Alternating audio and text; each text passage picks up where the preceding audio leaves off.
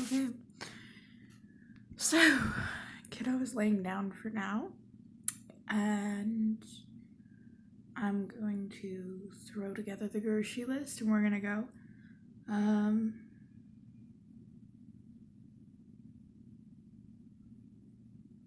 I am not feeling well, but I'm feeling better than I was this morning.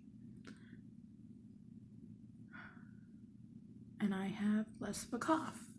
So it might have been an asthmatic cough and not anything that I was considering earlier. Because I do have to watch that because I am prone to walking pneumonia. If it happens, it's probably going to be that. Meaning, like, I haven't had it a lot in my life. I'm just cautious because I've never had normal pneumonia. It's never just been normal pneumonia. Although I do wonder if it isn't just normal and I'm just abnormally used to pushing through things. Because it's not like I'm unaware of changes in my body. I don't know. Do other people with walking pneumonia go through that? I don't know. It's not really hidden. It's just, sometimes it's just indiscernible from other things. So, like, if you, like, feel a little bit of, like, a kind of burning, like, where you know your lungs are, and it's not a lot, I don't know. Maybe it's my asthma. Maybe there's something in my lungs. I don't know. At least I do know that it's not like a panic attack or something.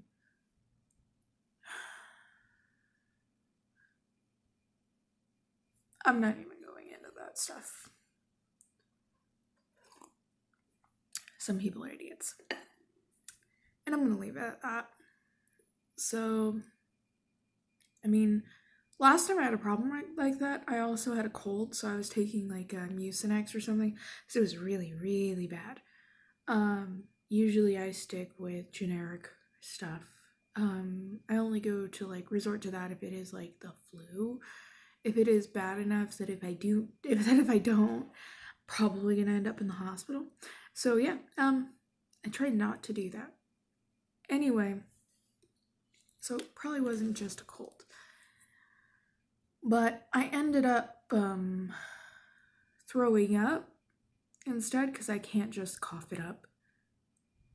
And I will literally feel my lungs ringing themselves, not like, it's not like you feel like somebody's actually ringing it like a cloth, but it's like, you know how you feel your stomach whenever you're throwing up? Well, I feel that too.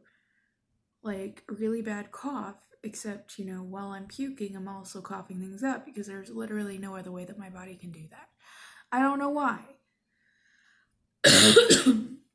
In fact, there's a point if my body is starting to try and cough something up and it's just not working, I'll end up throwing up, which is about where I almost am right now, which isn't fun.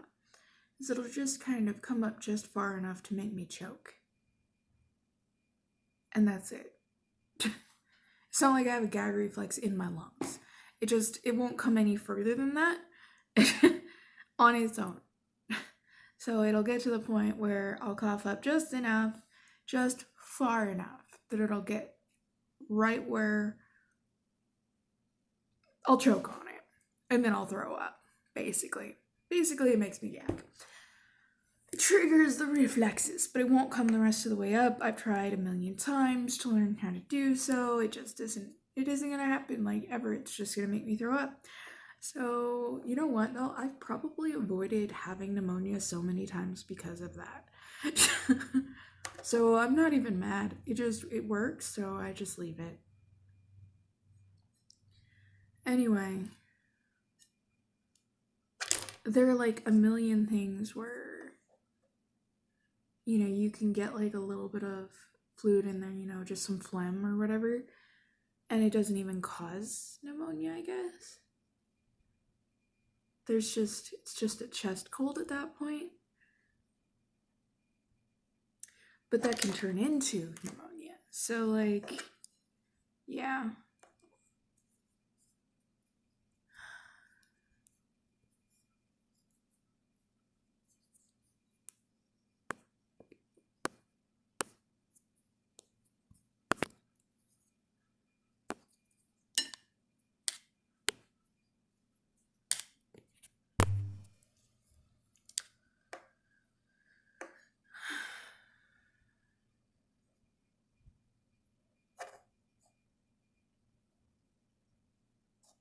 I have a new doctor now.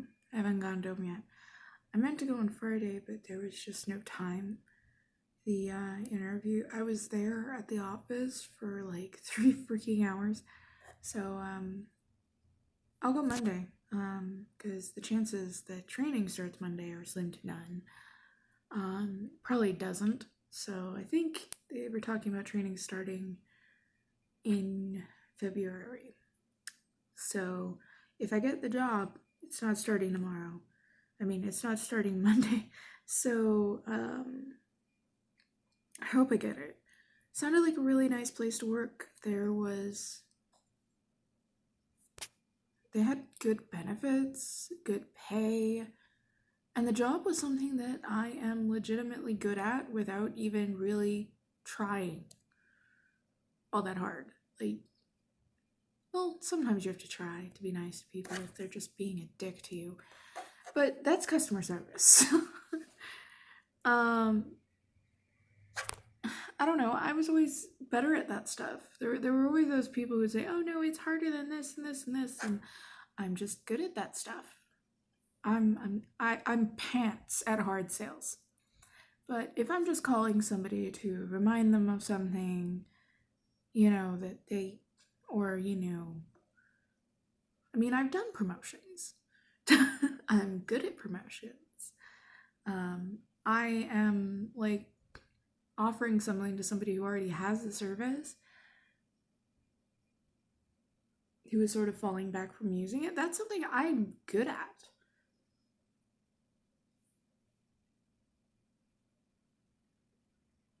Mostly because, there's no hard sell there. You're not, and what I mean is that I'm not saying that it's not got its difficulties. I'm just saying that you're not.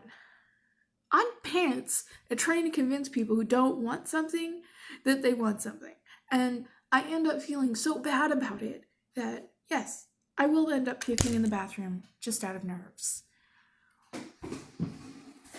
Just out of guilt. Because my stomach is already 7 ways of fucked up. So I can't do hard sales without literally getting sick. Not just with the whole germs thing, but just the moral objectionability of what I am doing just gets to me that much. So I can't do hard sales. Not because there's a bunch of things that hard sales often wants you to do, such as leaving out pertinent information, doing blah blah blah rebuttals. It gets to the point where some places, and then there was this one place I worked where there were people who were getting like 3 to 6 calls a day. And by the time they talked to you, they weren't open to anything. They just wanted to be left alone. Then there was a point I got those calls too, and it wasn't great. It wasn't fine. And I didn't like that this was happening either, but it was an automated system. I had no control over who was being called. So I was just on the phone to talk to them when it went through. Oh, that was hell. I hate hard sales. But just, I don't know.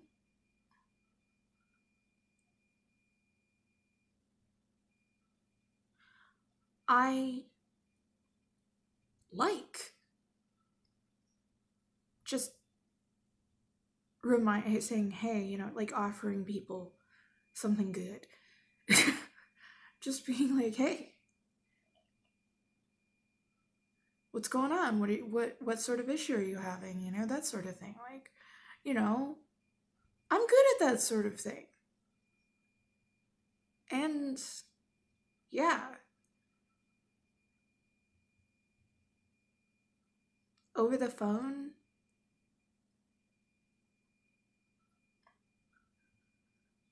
I am perfectly aware that people have trouble being mean to me over the phone.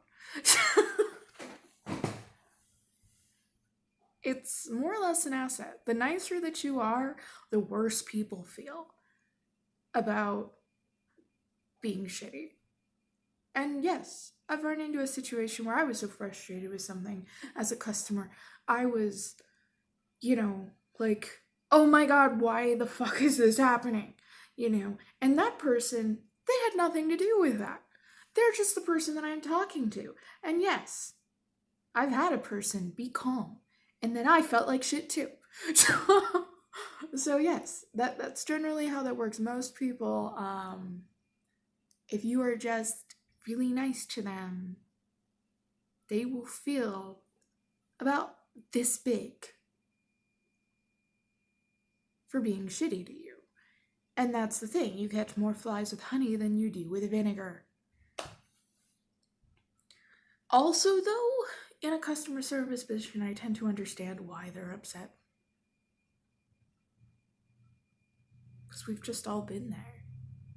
I like customer service. And if something is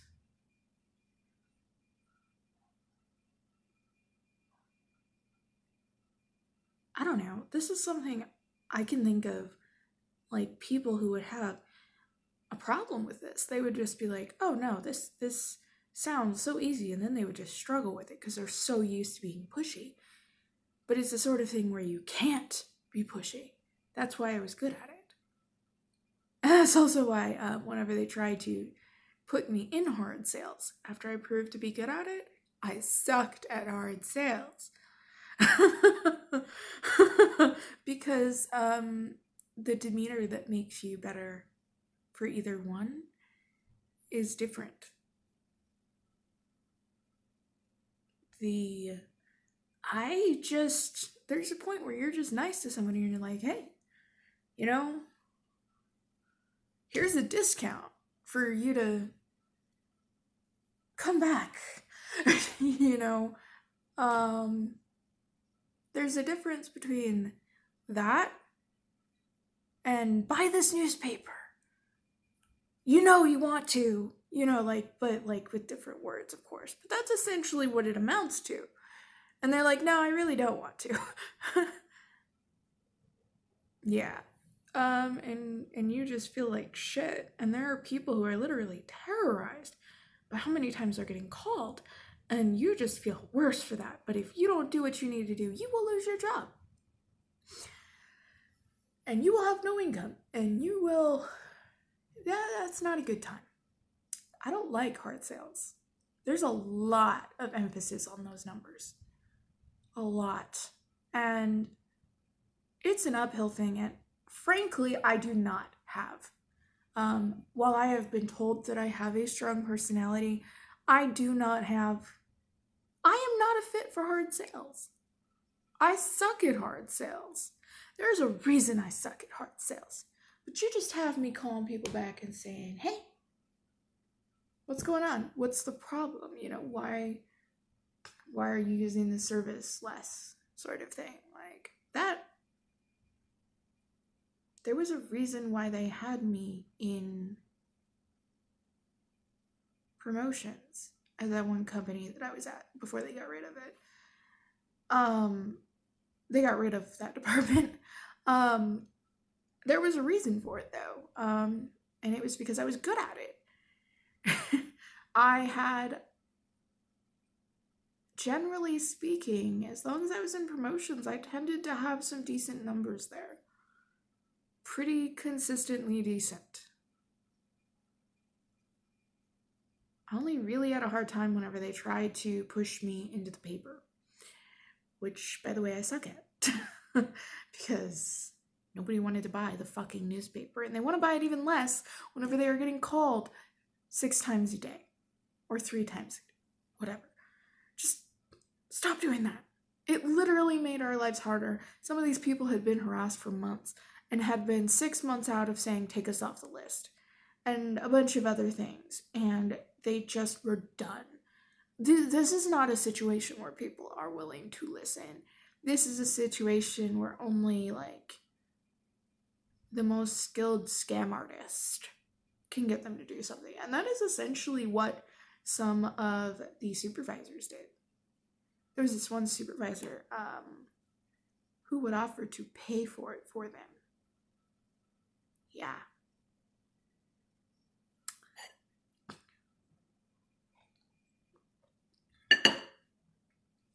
There was all sorts of stuff. Anyway, while I was waiting, after they took me back, I was supposed to be waiting to talk to this other person. I tried to be very accommodating, you know, like, oh, well, if she's on the phone, my ride will take a while to get here anyway once it's called for, so, you know, I can wait, you know, if she's stuck on that call, you know, that sort of thing. But, which was true. But, I talked to another person in there who had also worked at the one company that I'm talking about right now. And yeah, he had some stuff to say. Apparently he worked there after I left, and like they did a whole bunch of other stuff, and he's like, be glad you left whatever you did. And I'm like, really? And he's like, yeah. And I was telling him about how whenever I worked there was like 15 and 16-year-olds there. We had teenagers straight up in the office. He's like, they must have been desperate. And I'm like, yeah, it was right after they went through the thing where they were bouncing checks, paying people. They were literally bouncing checks on the paychecks that they were paying people. And they got a shit reputation after that.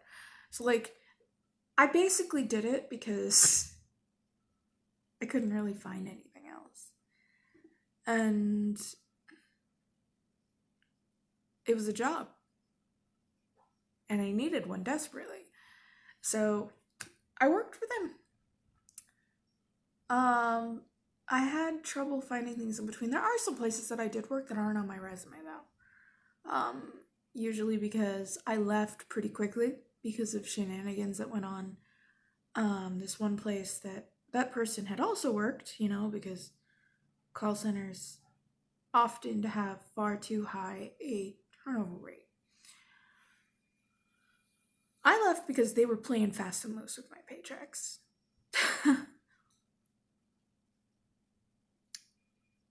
And I was tired of having to, you know, and they had a clause in the stuff that you sign whenever you work there that if they make a mistake, you know, you only have this long to say something and get them to fix it. Otherwise, you're SOL. They're just not going to give it to you. So I wasn't playing with this because I did the work. I needed my paycheck. And the very fact that I was spending hours on this just like getting it, because there was this point that they only gave me half of my paycheck.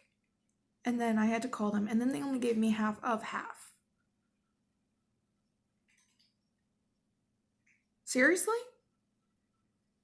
And then, you know, this just kept on going. Whenever I left, I was still missing money from what, and I was just done. Because that had been the entire few weeks that I worked there. That was what I was dealing with. Like, well, it was more like 3-4 pay periods almost. 3, I think. And every single time, this was what was going on. And I was just so completely done with it. I wasn't going to do this, especially since I had so much other crap to deal with at the time. Even if you don't need to be dealing with that. So I left. I talked to Gene about it, and he was like, yeah, just do it. You know, you're right. They shouldn't be doing this. So, yeah. And then there's, you know, independent contracting at some points, which I don't always end up getting paid for. Same problems. Some that are indigenous to independent contracting. And you know, some of that stuff you sign a waiver saying that you're not going to put them on a resume. So some stuff I can't put on a resume. And I should have brought that up whenever you asked me about the gaps in my employment history, but I didn't think about it because, you know, the other things that I said were also true. I should have, but I didn't. And I should have. I suck, huh, Lucky? Yeah, I'm gonna probably be kicking myself and picking at every single detail in it for like the entire weekend. Hi, duckies. What are you doing? Huh? Come here. You know what I'm gonna do? I'm gonna look at that pet insurance. Like seriously, they offer pet insurance if you pay for it. I would at least look at it and see if it's good, because if it is, I think you and Gorgeous are due for some shots soon. Maybe? At the very least, I want to get you guys in for a checkup. Been a little while. They're healthy and all that. It's just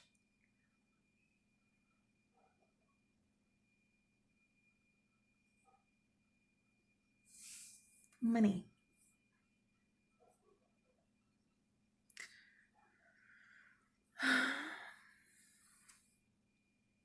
I'll just have to take a look at it.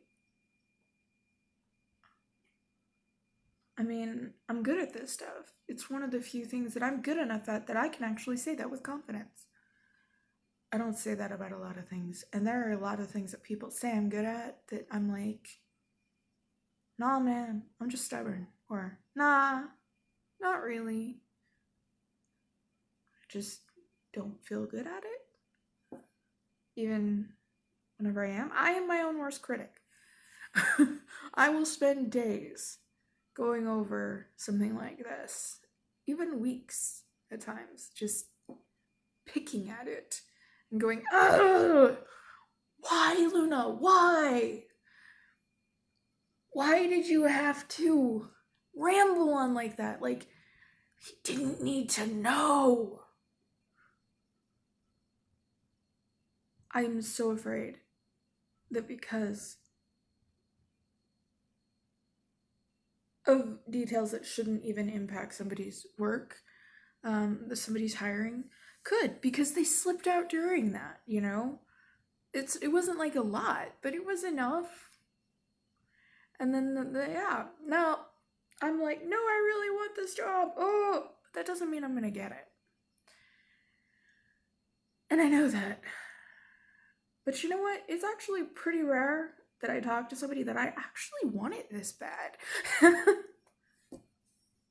it's not just because of the perks, it's because of the environment. Like, they're describing something where there is basically cookouts.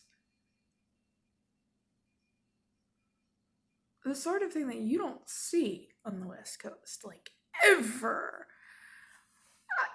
I'm sorry, but I'm originally from the East Coast, and I grew up with stories of companies that did things like this, and that's what I've always wanted.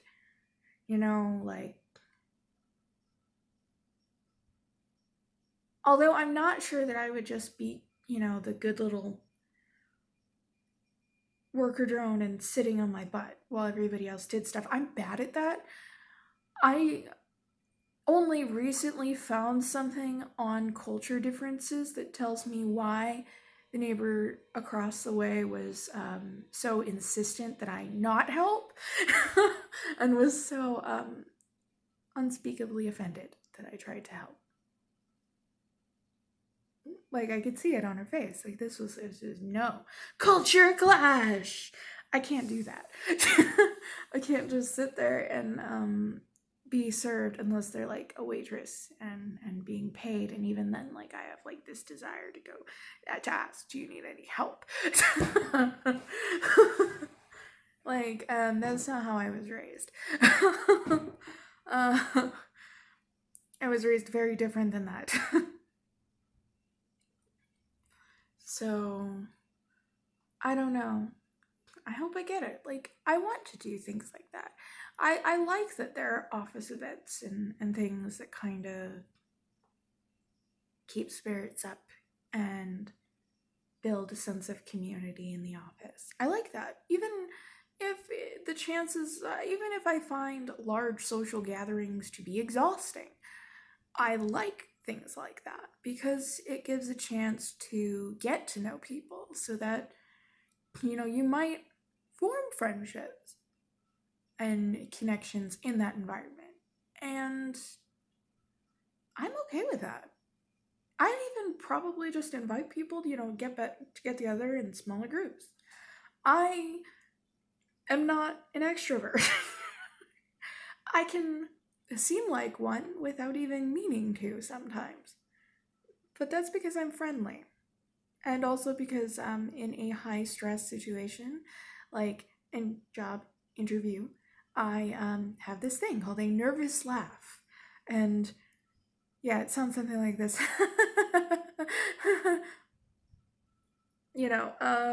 Something like that. It's really hard to duplicate. That was as close as I can get.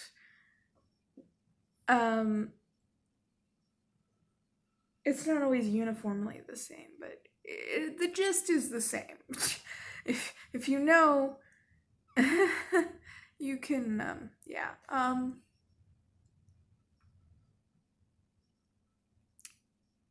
Which can actually make me seem more cheerful than I am, too. I'm actually usually pretty quiet unless I'm just doing my job.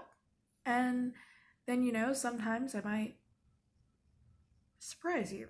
And sometimes I try a little bit too hard to be involved socially. And then, like, it becomes doubly exhausting for me.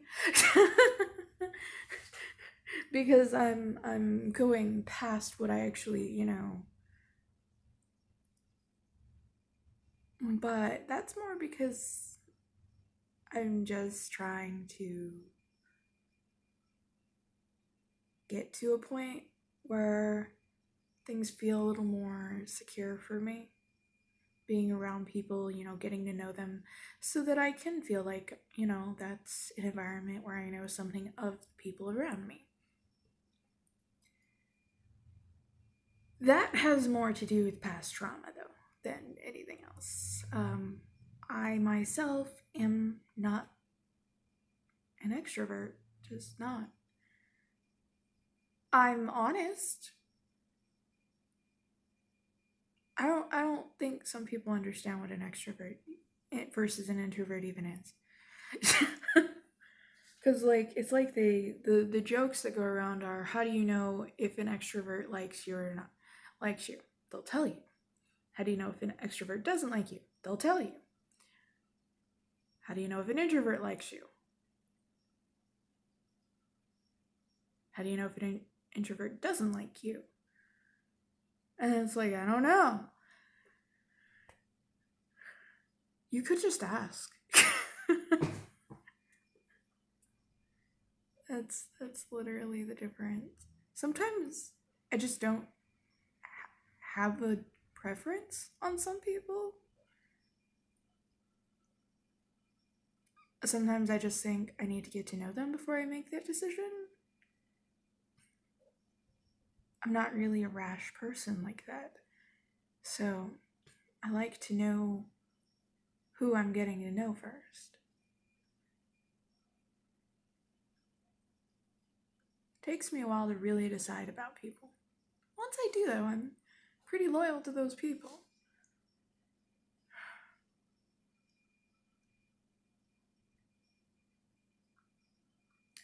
I don't know. I hope I get it, but I saw the look on the guy's face whenever he saw the gaps in my history. He might have said that it was okay, but that doesn't mean that it's okay. I've heard many things over the years, and the fact that I spent the past 2 years looking for work while also dealing with health problems, and I've only gotten a couple calls back. Some of those gaps are because I already have gaps. So yeah. And then a lot of it has to do with me not speaking Spanish, or because my second language is ASL. And I'm so rusty in it, I have trouble even putting things in ASL order right now. I would literally have to brush up on it. Chris and I, whenever we do any level of signing, we don't do it in ASL order. We do it in English speaking hearing order. So even what we do uses the signs, but isn't necessarily ASL. I think there's another name for it. I don't really know. But yeah, and also sign language changes so much. And I learned sign language back in high school. So there's probably a lot of sign changes that have happened I would have to brush up on. It's just one of those, it's pretty, sign language, regardless of which country you learn it from, which, by the way, sign language is not the same in every country.